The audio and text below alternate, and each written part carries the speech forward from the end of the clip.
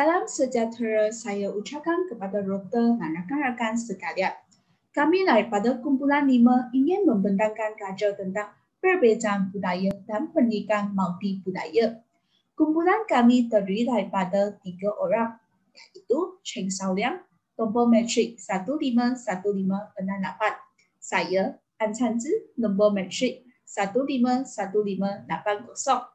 Dan Lin Yuzhen, nombor metrik 151533. Masuk budaya. Budaya merujuk kepada perkongsian norma, tradisi, tingkah laku, bahasa dan persepsi sesuatu kumpulan. Budaya adalah berbeza bukan sahaja di antara bangsa atau agama, tetapi juga antara komuniti. Perbezaan budaya terjejas disebabkan beberapa faktor, termasuk etnik, sektor sosial ekonomi singkatan SES, persekitaran rumah dan kumpulan yang dikenal pasti dan pengalaman. Secara umumnya, budaya adalah pusat kumpulan sosial yang sudah lama yang membawa masuk kepada tabiat dan hubungan dalam keluarga atau komuniti. Sifat-sifat sesebuah budaya terdiri daripada dipelajari dan dikongsi, diterima, berbeza dan simbolik. Dipelajari bermaksud budaya dipelajari dari satu generasi ke satu generasi. Contohnya, makanan dipelajari daripada ibu kepada anak. Jika kita lihat secara global, Tom Yam yang asalnya dari negara Thailand telah dipelajari oleh rakyat Malaysia. Dikongsi bermaksud budaya dikongsi oleh berbagai etnik dalam sesebuah negara.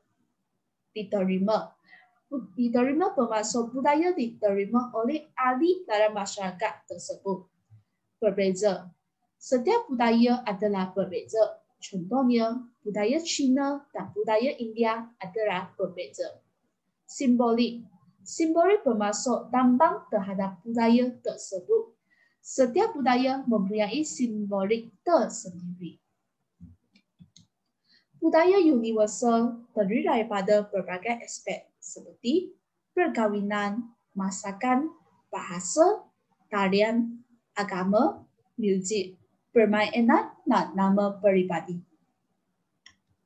Elemen-elemen budaya terdiri daripada 4, yaitu bahasa, norma, kepercayaan dan nilai-nilai. Bahasa ialah sistem lambang bunyi suara yang dipakai sebagai alat berhubungan dalam lingkungan satu kelompok manusia.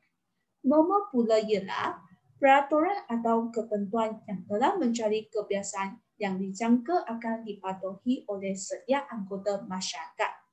Kepercayaan ialah anggapan atau akuan bahawa sesuatu itu ada benarnya. Kepercayaan biasanya merujuk kepada agama.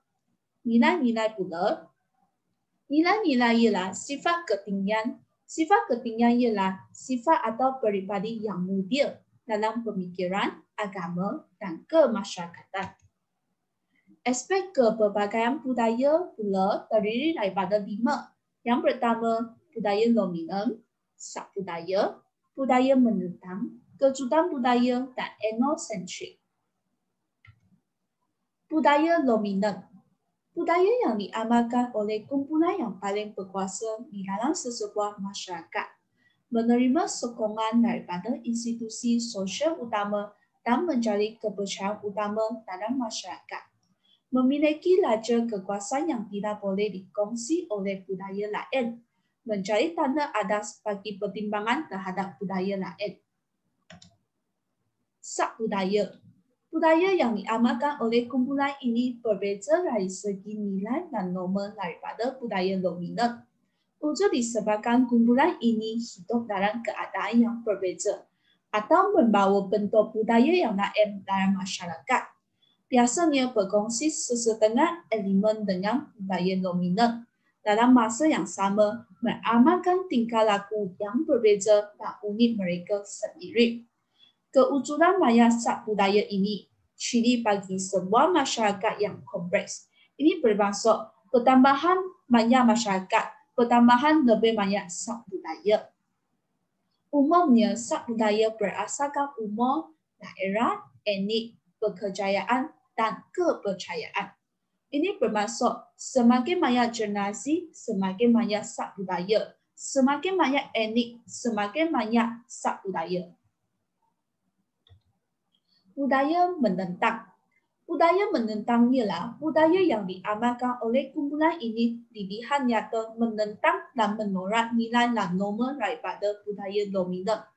Ia merupakan salah satu sub-budaya, tetapi menentang nilai dan norma dengan budaya dominan begitu ketara.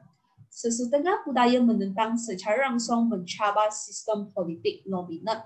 Contohnya, budaya hippies, skinhead, rambut Bosya, kumpulan militan dan lain-lain. Contohnya, budaya Bosya merujuk kepada pula perempuan suka berfoya-foya, melepak, melakukan kes keganasan atau mengambilkan lara dan kehidupan seharian. Perkara-perkara ini telah menimbulkan masalah sosial kepada negara kita. Kejutan budaya. Kejutan budaya ialah keadaan seseorang yang berada di dalam budaya yang asing baginya. Mereka akan berasa bingung, ragu-ragu, takut ganjil dan seorang berada di tempat asing.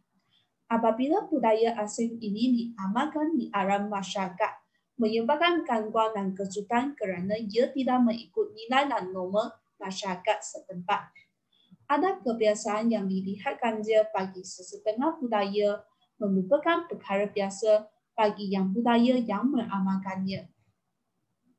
Konflik ekoran kesulitan budaya ini tidak hanya berlaku antara masyarakat moden dengan tradisional, juga berlaku antara gender, kampung dan bandar, usia dan lain-lain. Contohnya, apabila orang bandar pergi ke kampung, mereka akan berasa kejutan budaya kerana budaya kampung dan budaya orang bandar mempunyai perbezaan yang sangat besar. Ethnocentric. Ethnocentric ialah orang yang mengukur atau menilai budaya orang lain berdasarkan standard atau spesifikasi budaya yang diamalkannya. Mereka cenderung menganggap budaya mereka sendiri lebih unggul daripada budaya masyarakat lain. Orang yang ethnocentrik melihat kumpulannya merupakan paling penting dalam mentarifkan sesuatu budaya dan melihat budaya lain terpesong daripada norma. Oleh itu, aspek keberbagai budaya mempunyai 5, iaitu budaya dominan, sub-budaya, budaya menentang, kejutan budaya, dan orang yang lebih rasa diri lebih unggul, iaitu ethnocentrik. Oleh itu, sekian pembentangan daripada saya. Pembentangan yang seterusnya akan dibentangkan oleh Saudari Ding Yichen. Sekian, terima kasih. Terima kasih kepada Saudari Ang Chang Zi dan salam sejahtera saya ucapkan kepada doktor dan rakan-rakan sekalian. Sekarang saya akan meneruskan pembentangan kami dengan tajuk cara ibu bapa meningkatkan pemahaman anak mereka tentang budaya kaum lain. Ibu bapa memainkan peranan yang penting dalam memindahkan nilai-nilai dan tradisi kepada anak mereka. Cara yang pertama ialah mengajar anak mengenali budaya kaum lain. Cara mengajar yang terbaik ialah ibu bapa memberi contoh yang sesuai. Sebagai contoh, ibu bapa boleh membuka video mengenai gaya pakaian dan permainan kaum lain melalui YouTube. Oleh itu, ibu bapa dapat menunjukkan keperbagaian budaya kepada anak mereka melalui video yang ditonton. Sebagai contoh, keluarga kaum India boleh membuka video tentang kaum Cina akan memakai baju merah semasa Hari Tahun Baru Cina kepada anak mereka tonton. Oleh itu, anak-anak mereka akan lebih memahami tentang budaya kaum Cina. Cara yang kedua ialah ibu bapa membawa anak mereka menghadiri hari perayaan bangsa lain. Ibu bapa boleh membawa anak berkunjung ke rumah jiran tetangga untuk bersama-sama menyambut perayaan kaum dan agama. Ibu bapa haruslah membawa anak bersama-sama pergi dan bukan meninggalkan mereka di rumah. Oleh itu, anak-anak dapat melihat perbezaan cara menyambut perayaan kaum lain seperti Hari Raya Aidilfitri, Hari Deepavali dan Tahun Baru Cina. Setiap perayaan kaum mempunyai cara menyambut yang berbeza. Hal ini kerana setiap kaum mempunyai budaya yang berbeza. Oleh itu, cara menyambut mereka tentulah berbeza. Cara yang ketiga ialah memupuk rasa hormat terhadap budaya bangsa lain. Ibu bapa harus mengajar anak-anak menghormati keberbagaian budaya kaum lain sejak kecil lagi. Nilai atau rasa hormat kepada kaum lain perlu diterjemahkan dalam aktiviti harian. Oleh itu, ibu bapa perlu menjadi contoh teladan yang baik kepada anak, iaitu menghormati budaya kaum lain dalam kehidupan supaya anaknya dapat mencontohi sikap mereka. Cara yang keempat ialah menggalakkan anak bergaul dengan berbagai kaum.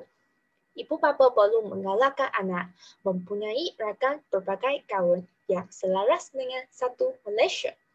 Apabila mereka bergaul dengan rakan yang berasal daripada berbagai kaum, hal ini wujudnya peluang berkomunikasi antara satu sama lain.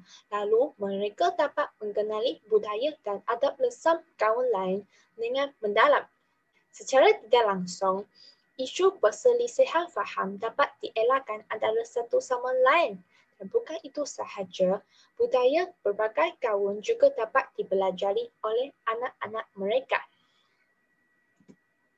Cara yang terakhir ialah, ibu bapa boleh mengajar anak mengenali makanan tradisional etnik lain.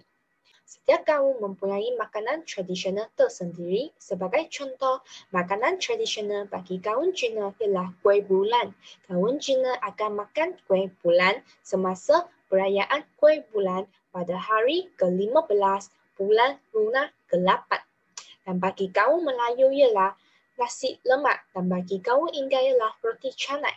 Oleh hal yang demikian, ibu bapa boleh membawa anak mereka ke bazar Ramadan supaya memberi peluang kepada anak mengenali dan merasai makanan tradisional kaum Melayu. Selain makanan tradisional, ibu bapa juga boleh mengajar anak tentang budaya lain seperti baju tradisional dan tradisi perkahwinan kaum lain. Dan seterusnya ialah budaya kaum Melayu dari segi hari perayaan. Hari Raya Aidilfitri merupakan perayaan masyarakat Melayu dan penganut agama Islam. Sambutan Hari Raya Aidilfitri bermula dengan ibadat puasa selama sebulan di bulan Ramadan. Sepanjang bulan Ramadan, umat Islam berpuasa pada siang hari, bermula terbit fajar hingga terbenam matahari dan mengerjakan sembahyang tarawih pada waktu malam. Zakat fitrah wajib dikeluarkan sebelum hari pertama Syawal, iaitu Hari Raya Aidilfitri disambut. Zakat fitrah bermula dari hari pertama Ramadan hingga akhir bulan Ramadan. Umat Islam akan saling bermaaf-maafan dan kunjung-mengunjung ke rumah saudara bagi merayakan silaturahim semasa Hari Raya Aidilfitri. Bukan itu sahaja, semasa Hari Raya Aidilfitri, kaum Melayu akan makan rendang dan ketupat untuk menyambut Hari Raya Aidilfitri. Dan seterusnya ialah budaya kaum Cina dari segi hari perayaan. Tahun Baru Cina disambut secara besar-besaran oleh masyarakat Cina di Malaysia. Pada Tahun Baru Cina, ibu bapa atau orang yang lebih tua akan memberi angpau kepada anak-anak sebagai tanda baik agar mereka boleh hidup dengan lebih sihat dan bahagia. Sebelum sehari Tahun Baru Cina, semua keluarga Cina akan berkumpul bersama dan makan bersama-sama untuk melambangkan bersatu semula atau berbantuan. Sepanjang Tahun Baru Cina berlangsung, tarian singa dimainkan dari rumah ke rumah dan kedai-kedai untuk memberi berkat kepada mereka yang merayakan perayaan tersebut. Kaum Cina akan melakukan ihsan semasa Tahun Baru Cina untuk mendoakan nasib yang baik pada tahun yang akan datang. Terusnya ialah budaya kaum India dari segi hari perayaan. Hari Deepavali merupakan perayaan yang disambut oleh masyarakat India. Deepavali yang bermaksud sebarisan pelita, dan dengan memasang pelita, orang India percaya bahawa kecerahan akan mengatasi kegelapan, kebaikan akan mengatasi kejahatan. keadilan akan mengatasi kezaliman, dan kebijaksanaan akan mengatasi kejahilan. Semasa sambutan tiba balik, orang India akan menyucikan tubuh badan dengan memakai sedikit minyak di kepala dan mandi sebelum melakukan upacara bersembahyang. Kebanyakan rumah masyarakat Hindu akan dihiasi dengan rangoli, iaitu lukisan yang dibuat daripada tepung beras berwarna-warni bagi menyambut tetamu. Selain itu, kaum India akan makan muruku, ladu, tosai semasa hari Deepavali, dan tosai sebagai sarapan kepada kaum India semasa hari Deepavali. Sebelum pergi ke topik yang baharu, iaitu pendidikan multibudaya, saya akan membuat satu kesimpulan kecil untuk topik perbezaan budaya. Negara kita mempunyai kepelbagaian budaya dan semua orang mempunyai tanggungjawab untuk menggegarkan budaya masing-masing. Pepatah yang berbunyi, biar mati anak, jangan mati adab. Bukan itu sahaja, kita juga mempunyai tanggungjawab untuk menghormati budaya sendiri dan budaya kaum lain supaya perpaduan negara dapat dipupuk dan budaya masing-masing dapat diwarisi dari satu generasi ke satu generasi.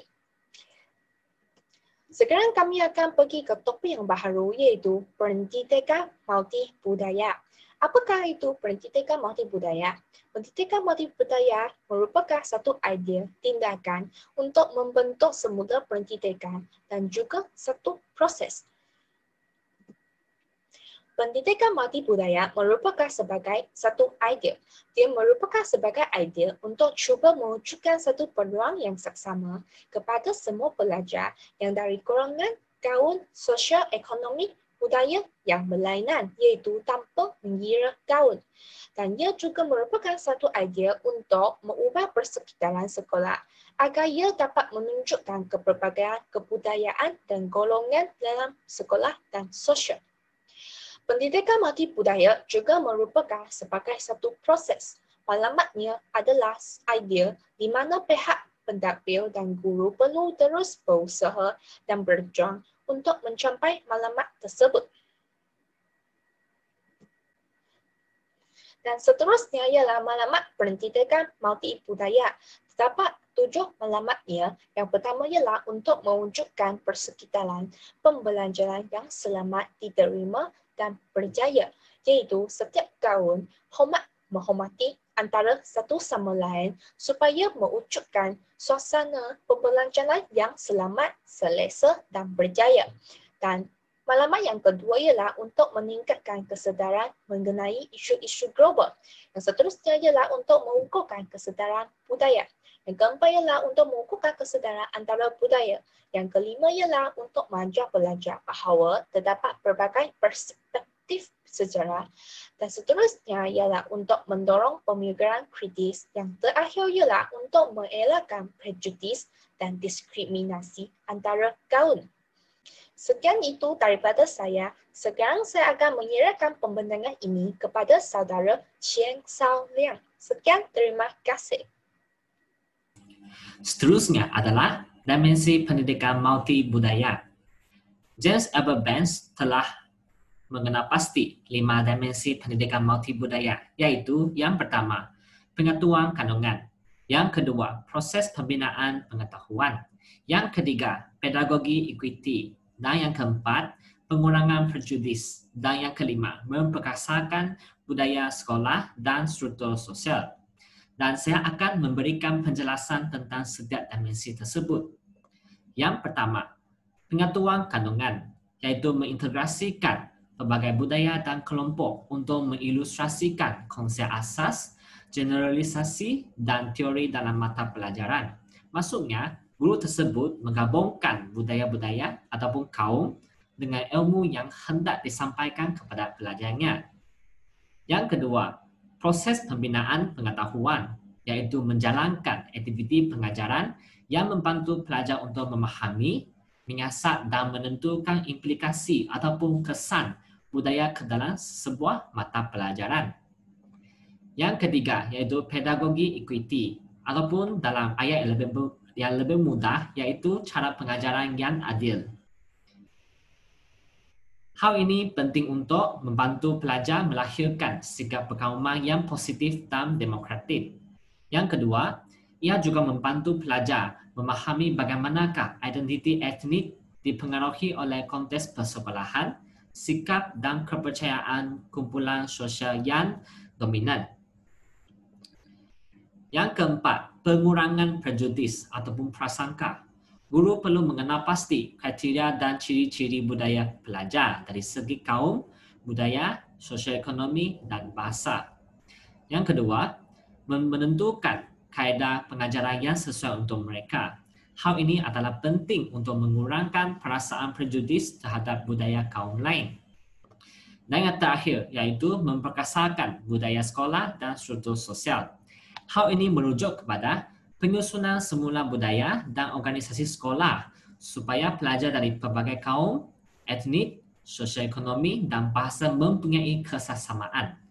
Hal ini boleh dilaksanakan dengan melatih kelompok untuk menyertai dalam kegiatan sukan, berinteraksi dengan seluruh staf dan pelajar yang berbeza etnik dan ras.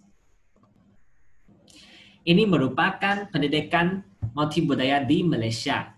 Secara ringkasnya, pendidikan ini sudah bentuk sejak zaman kegemilangan Melaka, iaitu dari negara China dan India berhijrah ke Tanah Melayu sama ada untuk berniaga ataupun menyebarkan agama Islam. Dan pendidikan ini adalah berteraskan ajaran Islam dan kitabnya adalah kitab Al-Quran. Selepas zaman kegemilangan ini, Tanah Melayu telah dijajah oleh pelbagai bangsa. Akhirnya, pendidikan di Malaysia ini diubah mengikut dasar pecah dan perintah. Selepas kemerdekaan, pendidikan multibudaya ini dilaksanakan dan memfokuskan kepada penerapan nilai-nilai murni dalam diri pelajar untuk mengintegrasikan rakyat Malaysia tanpa mengira kaum, kebudayaan, agama, sosial ekonomi. Hal ini telah menyebabkan setiap individu berhak untuk mendapat peluang pendidikan yang sama. Nilai serta tata laku seperti saling faham memahami, saling hormat melalui pendidikan budaya, multibudaya untuk mengedarkan masyarakat betapa pentingnya keperpaduan rakyat.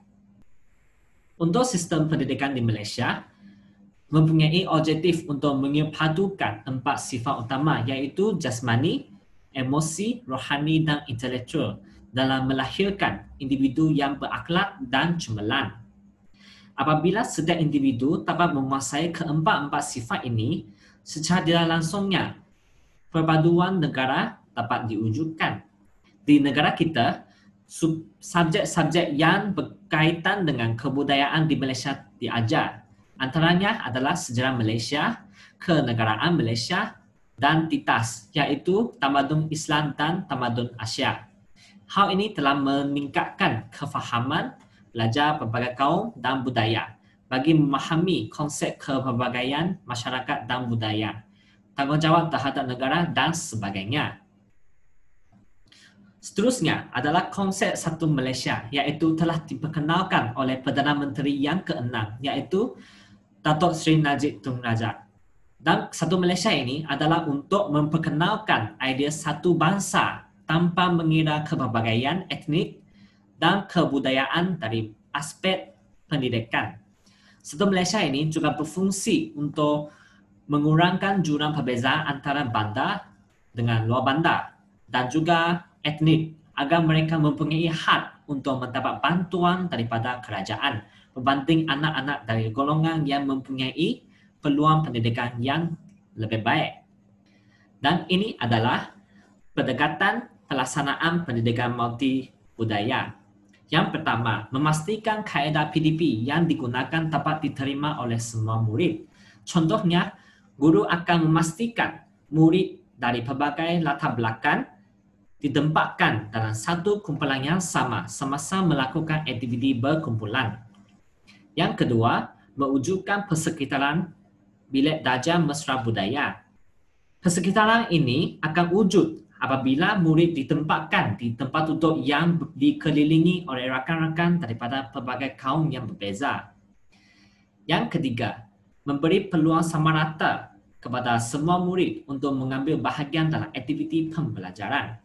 Aktiviti PTP ini perlulah dipastikan tidak mempunyai unsur bias kepada mana-mana murid bagi memberikan peluang kepada setiap murid untuk menerokai aktiviti pembelajaran. Yang keempat, meningkatkan minat murid untuk meneruskan pembelajaran mereka. Aktiviti pembelajaran yang sesuai dengan semua kepercayaan, nilai dan agama perlu dirancang oleh guru dengan teliti bagi menaburkan persefahaman di antara setiap murid. Yang kelima, iaitu guru perlu memaparkan perlakuan positif terutamanya di hadapan pelajarnya. Hal ini kerana nilai murni yang ditunjukkan oleh guru di sekolah akan diterapkan dalam jiwa pelajar.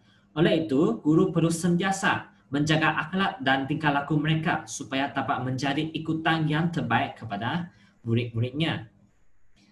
Yang keenam, kemahiran komunikasi sangat penting bagi seseorang guru yang dapat melihat kepelbagaian budaya.